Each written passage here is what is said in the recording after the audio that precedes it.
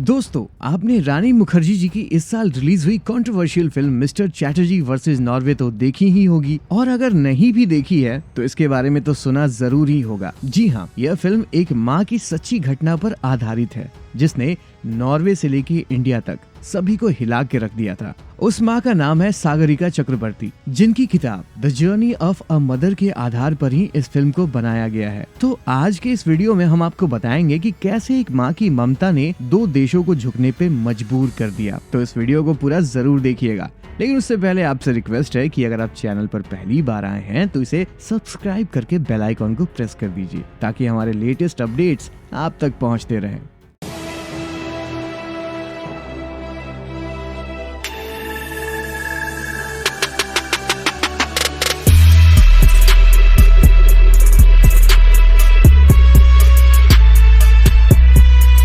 Film की कहानी में हम देखते हैं कि देविका अपने पति अनिरुद्ध और दो छोटे छोटे बच्चों के साथ नॉर्वे में हंसी खुशी रह रही है। एक रिश्तेदार की कंप्लेन के बाद देविका का परिवार नॉर्वे सरकार की पुलिस डिपार्टमेंट और वहां के वेलफ्रेड नाम की एक चाइल्ड वेलफेयर एजेंसी की नजर में आता है। घरेलू हिंसा का मैटर होने के कारण वेलफेयर एजेंसी 10 हफ्ते तक डेली उनके परिवार का रिव्यू करती है, जिनमें उनका रहन सहन, खाना पीना, बातचीत, माहौल सब कुछ शामिल था। रिव्यू करने के बाद वो इस निष्कर्ष पर आते हैं कि बच्चों के लिए घर का माहौल ठीक नहीं है, माँ बाप लापरवाह हैं, बच्चों की चिंता किसी को नहीं है। देविका का पति घर के कामों में हाथ नहीं बटाता है, घर में गंदगी रहती है। देविका बच्चों को चम्मच की बजाय हाथ से खाना खिलाती है, उन्हें काला टीका लगाती है। कहने का मतलब भारतीय परंपरा के हिसाब से जो भी तौर तरीके एक माँ अपने बच्चों के लिए करती है वो उनके लिए गलत था। यही आरोप लगाकर वो दोनों बच्चों को उनके माँ बाप से छीनकर अपनी कस्टडी में ले लेते हैं। बच्चों के बेवजह छिन जाने के बाद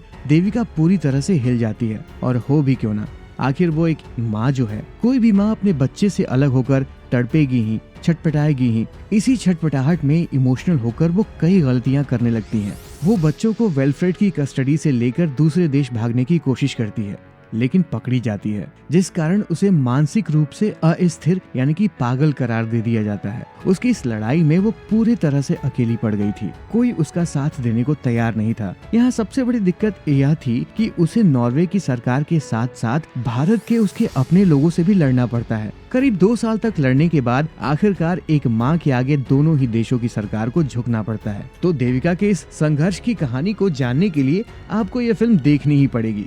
अब चूंकि यह फिल्म विक्टिम द्वारा खुद लिखी गई किताब पर आधारित है, तो ज्यादा कुछ छेड़छाड़ या बनावटी नहीं दिखाया गया है। किसी भी तरह से कानूनी पचड़े में बचने के लिए इस फिल्म में सारे किरदारों, संस्थानों और जगहों के नाम बदल दिए गए हैं।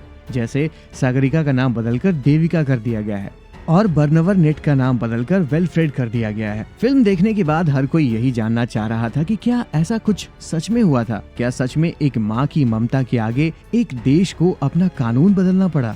देखा जाए तो यह कहानी बहुत ही इंस्पिरेशनल और इमोशनल है। विदेश में जाकर नौकरी करना और वहाँ सर्वगुण संपन्न वाली जिंदगी जीने की चाहत ज्यादातर भारतीयों में रहती है। शायद यही वजह है कि कई माँ बाप भी विदेश में सेटल हो चुके या फिर होने वाले लड़के से अपनी लड़की की शादी रचाते हैं। राजधानी कोलकाता में रहने वाली सागरिका के साथ भी कुछ ऐसा ही हुआ। साल 2007 में उनकी शादी अनुरूप भट्टाचार्य से हुई थी। इसी बीच नॉर्वे में उनकी जॉब लग गई, तो उस कपल ने वहां जाकर सेटल होने का फैसला किया। अब चूंकि दोनों पहली बार विदेशी धरती पर थे, इसीलिए वहां के रीति रिवाजों और तौर तरीकों और कानूनी दांव पेच से अनजान थे। साल 2008 के आखिरी तक सागरिका माँ बन गई, लेकिन बहुत ही जल्द उन्हें पता चल गया कि उनका बच्चा नॉर्मल नहीं है, क्योंकि उसमें ऑटिज्म के लक्षण दिखने शुरू हो गए थे।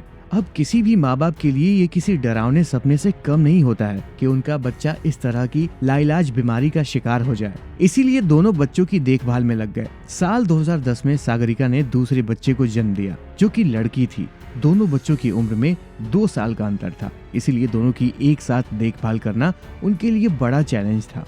इधर उस बच्चे की सिचुएशन भी काफी सीरियस हो गई थी। थोड़ा सा भी नाराज होने पर वो अक्सर अपना सिर जमीन पर पटकने लगता था। उसकी इसी हरकत से सागरिका बहुत परेशान हो जाती थी, जिस कारण गुस्से में कई बार उससे थप्पड़ भी मार देती थी। इसके अलावा भारतीय परंपरा के अनुसार बच्चों को अपने हाथ से ही खाना खिलाना, उनके साथ एक ही बिस्तर पर सोना, नजर से बचाने के लिए उन्हें काला टीका लगाना, मतलब जो कुछ भी एक भारतीय माँ अपने बच्चों के लिए करती है वो सब करती थी। लेकिन उसे क्या पता था कि जिस देश में वो रह रही है वहाँ का कानून इन भारतीय परंपरा परंपराओं की इजाजत नहीं देता है। नॉर्वे को एक बहुत ही सख्त चाइल्ड केयर नियमों और विवादास्पद मामलों के एक लंबे इतिहास के लिए जाना जाता है। देश में कई कल्चरल डिफरेंसेस होने के बावजूद वहाँ कई कड़े नियम बने हुए हैं। यदि कोई कपल वहाँ के नियमों के अनुसार अपने बच्चों की देखभाल नहीं कर पाता है तो उन्हें कानून के अनुसार वहाँ की सरकार उनके बच्चों की कस्टडी खुद लेकर उन्हें चाइल्ड वेलफेयर सर्विस टीम को सौंप देती है और तब तक अपनी कस्टडी में रखती है जब तक कि वो 18 साल के नहीं हो जाते। इंडियन कल्चर के हिसाब से नॉर्मल लगने वाली बात नॉर्वे के हिसाब से बहुत बड़ा अपराध था।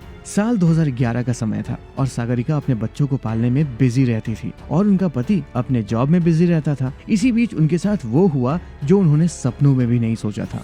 नॉर्वे चाइल्ड वेलफेयर सर्विसेज, जिसे बार्नेवर नेट के नाम से भी जाना जाता है, उन्होंने दोनों बच्चों को उनके माँ बाप से अपनी कस्टडी में लेकर फॉस्टर केयर में भेज दिया और ये कहा गया कि जब तक दोनों 18 साल के नहीं हो जाते तब तक उनके पेरेंट्स से उन्हें दूर रखा जाएगा। इसकी वजह अनुचित पेरेंटिंग बताई गई और कहा गया कि महीनों तक ऑब्जर्वेशन करने के बाद ही ये फैसला लिया गया है। तो इस तरह धोखे से सागरिका के बच्चों की कस्टडी ले ली गई। इस अमानवीय व्यवहार के खिलाफ सागरिका ने कोर्ट जाने का फैसला किया और एक स्थानीय कोर्ट में केस दाखिल किया, लेकिन कोर्ट ने उसके खिलाफ ही फैसला सुना दिया और साल में सिर्फ 3 बार 1 घंटे के लिए ही अपने बच्चों से मिलने की इजाजत दी गई। लेकिन सागरिका ने हार नहीं मानी। विदेश मंत्रालय की सुषमा स्वराज जी के हस्तक्षेप के बाद नॉर्वे सरकार ने बच्चों की कस्टडी उनके चाचा को सौंपने का फैसला किया। हालांकि इसके पीछे भी एक साजिश ही थी जिसका कुछ समय बाद पता चला। इसी वजह से सागरिका और अनुरूप ने डिवोर्स ले लिया। अब ऐसी सिचुएशन में सागरिका का स्ट्रगल एक बार फिर से शुरू हो गया था क्योंकि बच्चे उसके देवर की कस्टडी में थे। उसने अपने ससुराल वालों पर आरोप लगाया कि वे उसे अपने बच्चों से मिलने नहीं दे रहे हैं। इतना ही नहीं, बच्चों की सही देखभाल भी नहीं की जा रही है। इंडियन कोर्ट में लंबी सुनवाई के बाद नवंबर 2012 में उसे अपने बच्चों को पालने की अनुमति दे दी गई। इस तरह लंबे संघर्ष के बाद आखिरकार सागरिका की जीत हो गई। तो जैसा कि आपने अभी जाना कि ये उस माँ की कहानी है जिसने कभी बाहर की दुनिया नहीं देखी थी। चाहे देश हो या विदेश, उसकी जिंदगी उसके पति से ज्यादा बच्चों के इर्द गिर्द ही रहती है। यही वजह है कि बच्चों के छिन जाने के बाद वो अपना मानसिक संतुलन खो बैठती है और जाने अनजाने में बहुत सी छोटी बड़ी गलतियां कर बैठती है। फिल्म में नीना गुप्ता का रोल सुषमा स्वराज जी से इंस्पायर्ड है, जिन्होंने हमेशा से विदेशों में भारत के लोगों की मदद की है। तो ओवरऑल रानी मुखर्जी जी की इस बेहतरीन फिल्म को अगर आपने अभी तक नहीं देखा है तो देख लीजिए। ये फिल्म पूरे परिवार के साथ देखने लायक है, जो आपको सोचने पर मजबूर तो करेगी ही साथ आपका दिल भी जीत लेगी। और अगर आपने इस यूनिक फिल्म को देख लिया है तो अपना एक्सपीरियंस हमें कमेंट बॉक्स में जरूर शेयर कीजिएगा और इस वीडियो को लाइक, कमेंट, शेयर और चैनल को सब्सक्राइब कर दीजिएगा। मिलते हैं नेक्स्ट वीडियो में। जय हिंद, जय श्री राम।